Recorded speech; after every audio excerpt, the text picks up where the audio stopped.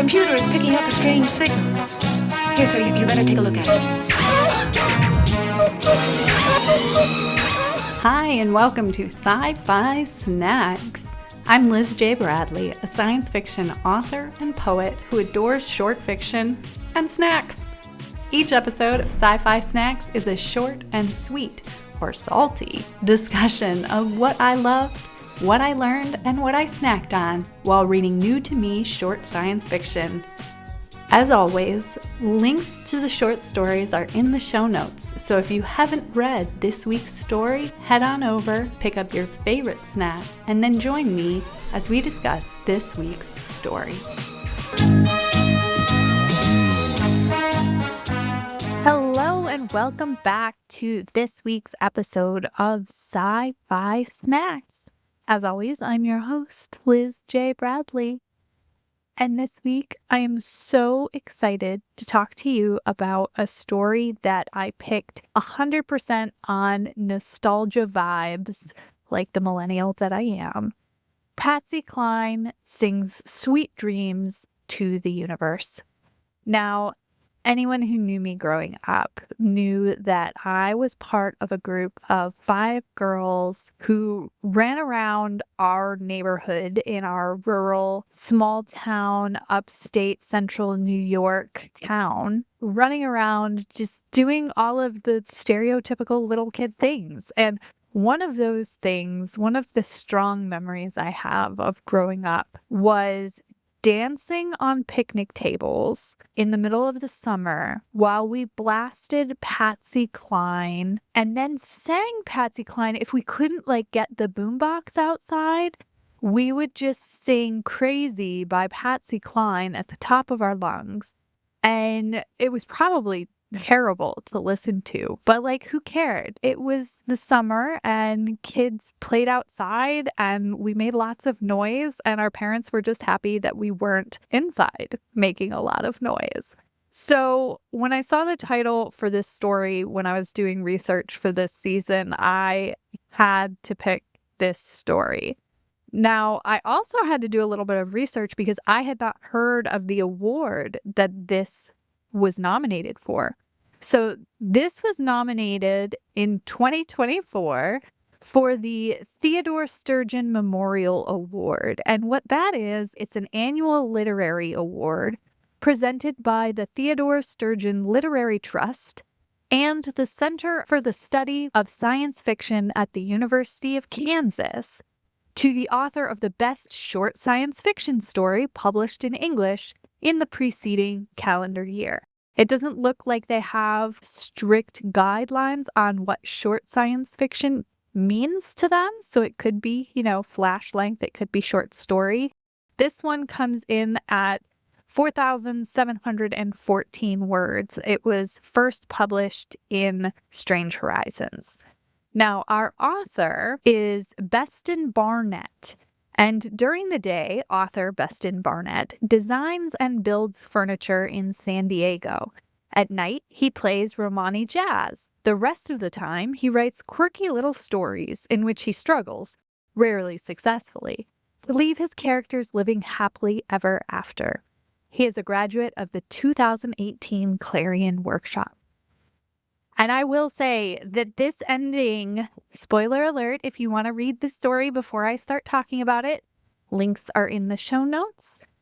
But if you just want to hear me yap, this story, it's not necessarily a happy ever after. It could be, depending on how you look at it. So essentially, the conceit of this story. Oh, wait, I didn't talk about the snack. Hold the phone. We're not going to cut this and move this around and pretend like I'm really slick, because I am not. I just skipped a line in my notes and started talking about the story. What you're really here for is my snack, right? Okay, so this week I actually picked a super nostalgic snack for myself, and I ended up trying to read this story multiple times, and life got in the way a lot, but I did have this snack multiple times during the period of time when I was supposed to be reading this story. So I did break my own rules a little bit. I ate my snack twice and then read the story. But when you hear that my snack was grilled cheese, I don't know about you, but I feel like grilled cheese is in my diet an awful lot. And I ate these, okay, I broke the rules again. I ate my grilled cheeses as actual meals. Now, I want to know if you are team butter or team mayo, and if you even know what I'm talking about. So, when you butter the outside of your bread, do you use butter or do you use mayonnaise? I am currently, at this stage in my life, a team mayonnaise girl because, hear me out, it does not taste like mayonnaise after it's been fried up, but it fries up so beautifully. But quick nostalgia story about my childhood. My household was a team margarine, like big country crock, if you know what I'm talking about, the big brown plastic tub of not real butter. I can't believe it's not butter. I didn't know that that wasn't butter. And so whenever we had grilled cheese, it was that plus Velveeta. And then one time in the summer, I was over at this friend's house and we were singing Patsy, Cline, hanging out, dancing on top of the picnic table. And her mom made grilled cheese. And I bit into this grilled cheese and I was like, what is this? And they're like, it's grilled cheese. And I was like, no, it's totally different. So her mom used real butter and white American cheese slices. And it was like night and day, totally different sandwich. So nowadays I use those white American slices and mayo on white bread. But I also, the second time I had grilled cheese this time around, a friend made it and it was the most delightful. One of these friends from this childhood friend group, we came together and we had grilled cheese. It was really, really sweet. She made it with this amazing bread from Wegmans, and I wrote it down, but I don't remember, and I don't have that piece of paper. But it was some sort of herb type bread from Wegmans, and she used like 3 different cheeses, and it was like artisanal grilled cheese. And I want to thank you for bearing with me while I talk about grilled cheese for like the past 3 minutes of this podcast, which in the long run isn't that long. But in a podcast that's only 20-something minutes, 3 minutes is a lot of time to spend on grilled cheese. Let's pivot back to this story. What is the story? Patsy Cline sings Sweet Dreams to the Universe. Cool title, right? Patsy Cline, an American singer. If you don't know, you got to look her up. Pause this for a second. Go look up the song Crazy. Go look up her other songs. So there are several songs that they mention. The first song they mention is I Fall to Pieces. And that song is playing as 2 people are laying out under the stars. It's Anne, who is the girl, and then our main character, we find out in the first part that I is Beston Barnett, which I thought was really fun because do you remember who our author is? Our author is Beston Barnett. And throughout this story, I didn't look at the author's name first. I just read the title and started reading. And so I didn't really make that connection that the author literally used their name. And it's a whole story about memory and these fragmented memories from across his life after he has already died. And I just thought that was really cool. So we start with that Patsy Cline song. And then there is the song Sweet Dreams, which they talk about how she sang that to a recording that they shot to Mars. They also do mention Crazy, I think, gets a mention in here. After I Fall to Pieces ends, Crazy comes on. And so I think those were the 3 songs that were mentioned. So go listen to those. It's pretty awesome. But the story doesn't start in that memory where we have Beston and Anne laying out under the Utah night sky. They're going to take a climb the next day. So they're sleeping out by these rocks. Where this story starts is what makes it science fiction. So it starts with kind of this interiority from this character called an METI, and that is a message to extraterrestrial intelligence. So it's this little like satellite or something, kind of like Voyager with the golden record and everything, except this METI is carrying only a single memory. But it's not just like somebody sat down and told the memory to this little space probe. What happens, we find out, is that scientists have figured out how to transfer kind of the consciousness of a memory from a brain onto this little satellite probe. And what they found was that memories would degrade because the problem was memories are connected to so many different reference points that you can't just have a singular memory. It's not stable. And so the METI is telling us this and is saying, you know, I have this 45-minute memory, but it branches off. And so I also have all of these other fragments to give the memory context. And so then we get this memory. We're put in the moment of them laying out under the stars in Utah. And we kind of see their personalities, and we see that Anne is really, really brave and really kind of forward in her thinking. She goes rock climbing to face her fears because she sees it as kind of this like training program to face her fear. Because if she can walk with fear, I thought that this was a really interesting bit, that if she could walk with her fear, that when the time came in the world where she needed to be brave because bad things were happening, she already knew how to handle her fear and how to work with it. And she wasn't starting from scratch. So she would go out and do these like crazy things. And then we find out that Beston is not really on the same page there. He's, no, you can go first. Like, you can climb first. That's cool. I'm here. I'll catch you. I'm not fully clear on like the mechanics of how rock climbing works. I think the author did a good job of making you just go along and be like, yeah, okay, like I totally understand rock climbing, even if you don't.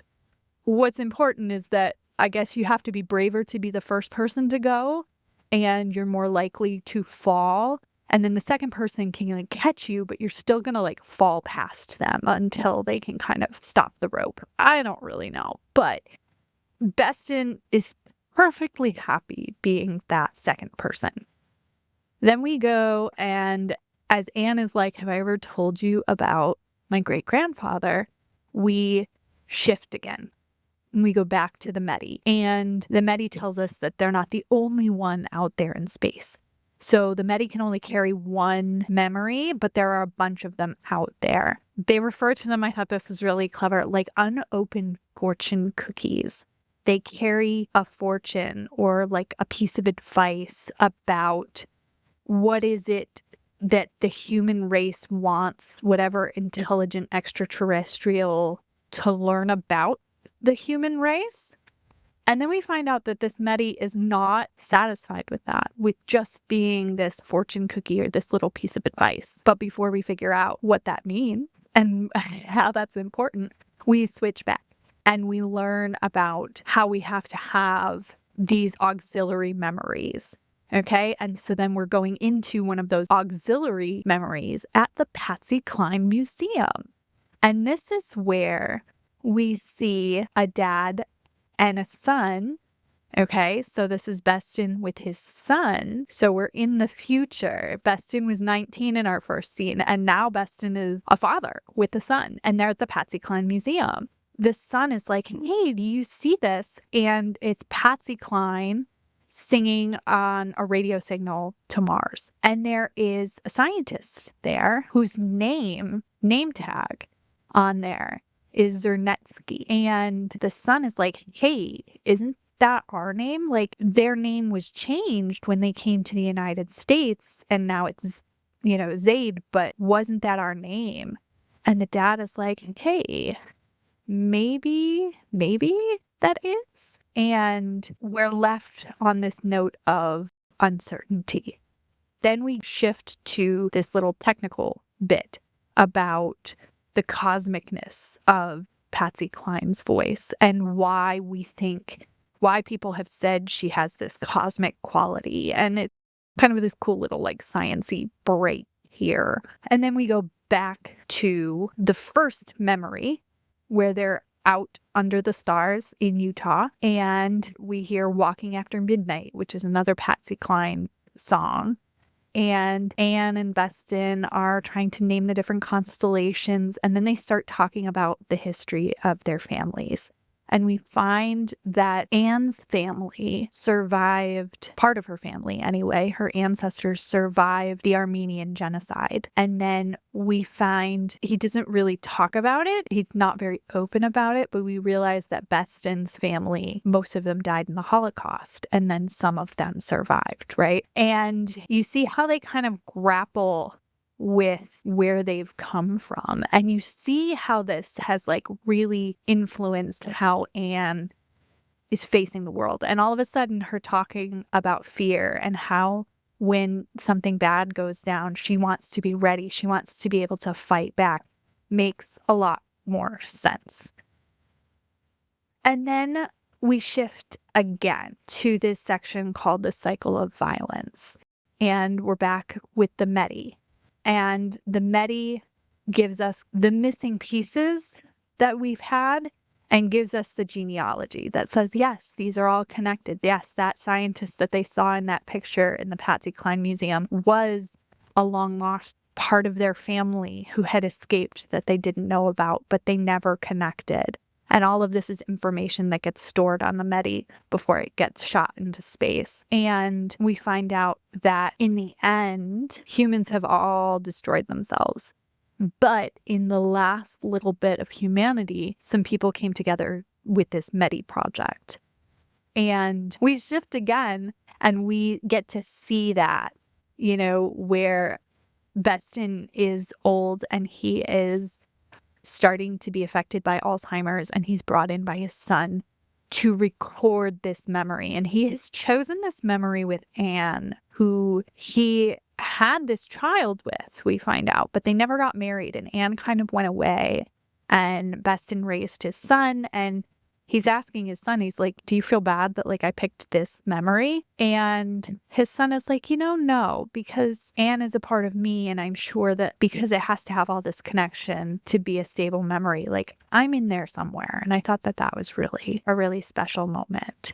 Then we shift and we talk about a Patsy Cline song, her voice during her rendition of Sweet Dreams. Then we shift one last time to the Medi, and the Medi has throughout this process figured out what they want to be more than just this fortune cookie advice by going through all of these memories and all of this knowledge it has. It finds the message in there. It finds the meaning in there. And it was just really beautiful. And it ends with this line of the universe is huge and dark, but I go on despite my fear because I love you. And that's the lesson I learned. And it was really, really beautiful. And that's not the last line. You have to go read the last line. I'm not going to give that to you. But it was just a really gorgeously well written. Like you get to the end of the story and you're like, yeah, that deserved an award nomination. It deserved the recognition that it got. What I loved the most about this is that the fragmented style worked so well with this theme of memory and fear. And when we find out that they're going to lose everything and he's suffering from Alzheimer's and he's losing these memories, like it was just such a clever way, in my opinion, of this author to mimic and reinforce this theme in the structure of the actual writing, which I thought was super, super clever. Even though it was so fragmented, I was always 100% clear on like where we were. Every scene was grounded. We had different points of view. We're in this alien robot satellite, it's not alien, but it's like this robotic satellite AI.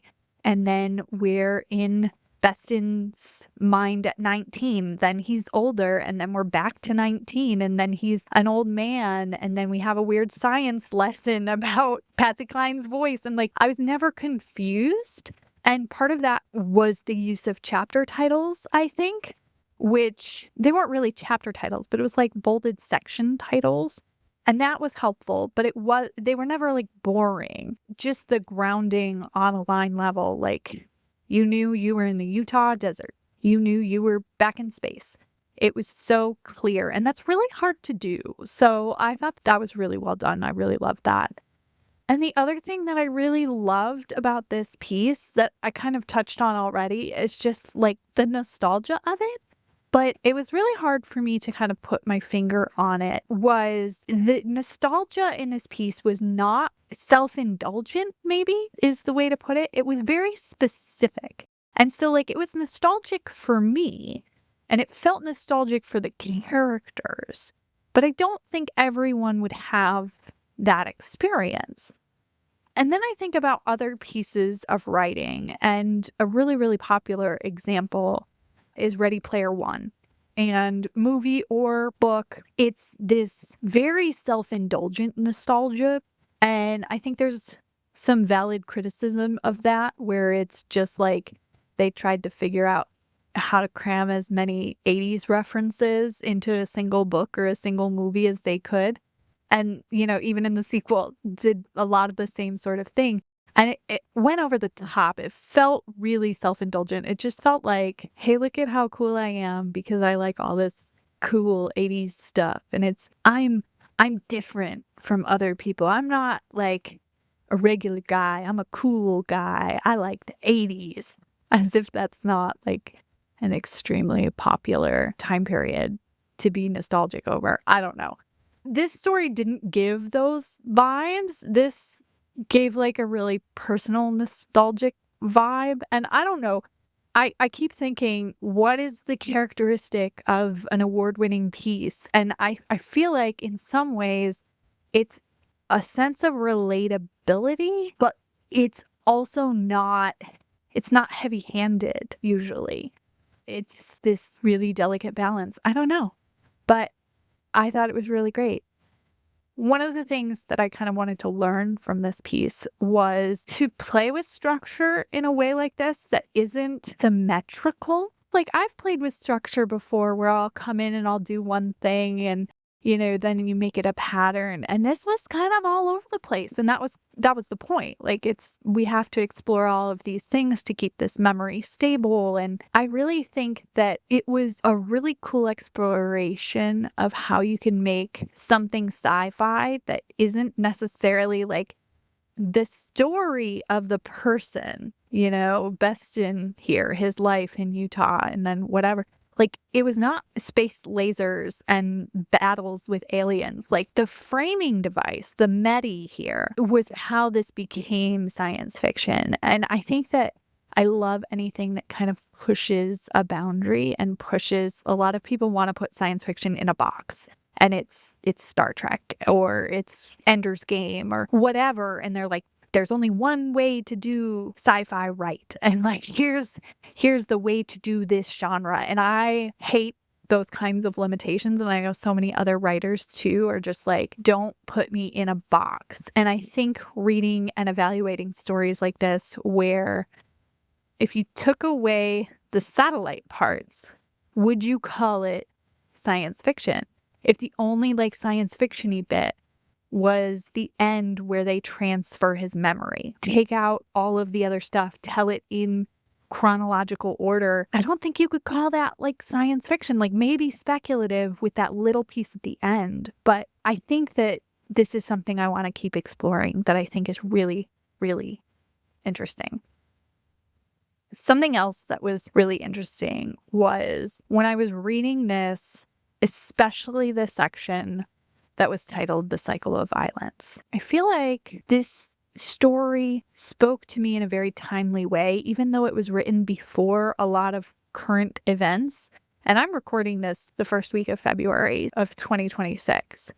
So if you're listening to this in the future, do a little Google, see what's going on right now in the United States. It's a lot, right? There's this cycle of violence. And sometimes I feel like in our society, especially with the internet and how fast things move, there is this rush to write about like this exact moment in time, something from the news. You know, satire sites do this all the time, but like I'm talking about we're not talking The Onion, we're not talking McSweeney's, for more of the like literary leaning publications. And I mean that in like less journalistic, not that like The Onion and McSweeney's aren't like strict journalism, like they're clearly satire, but they are satire of journalism, I guess is what I'm trying to say. So I'm talking about Clark's World, Uncanny, all of these other places, Strange Horizons, where there's this pressure to be like, I need to write something about this moment in time. And if I don't write it right now, it's going to be gone and it'll be irrelevant. And yeah, with some things, sure.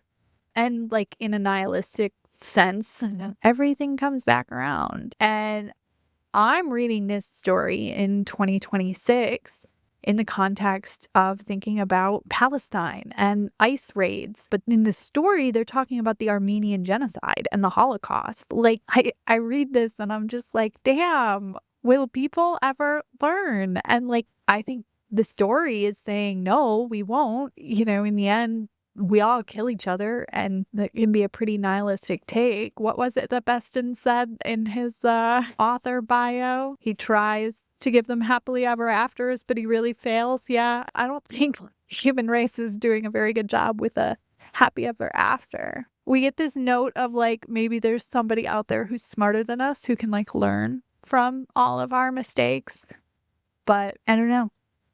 I think we're just going to keep making art in order to endure, process, get through all of this craziness in life. And yeah, sometimes you just need to read a good story and indulge in some nostalgic comfort food like my grilled cheese. And I didn't tell you at the beginning that the first grilled cheese that I made in this quest to have grilled cheese and read about Patsy Cline, I totally burned. It was terrible. I was having a bad day, and I made a comment to my spouse that I always cook with my heart, and my heart was broken. And then I just sat there and kind of cried into my grilled cheese. And if that doesn't feel like a connection to this story and this message that like we need to just stop, I don't know. And on that extremely light, happy, encouraging note, I think I'm going to wrap up this week's podcast. So I want you to join me next week when we talk about a much longer story for next week. So you are going to want to prepare for that, called What Any Dead Thing Wants, which is another really provocative title. I love the short story titles.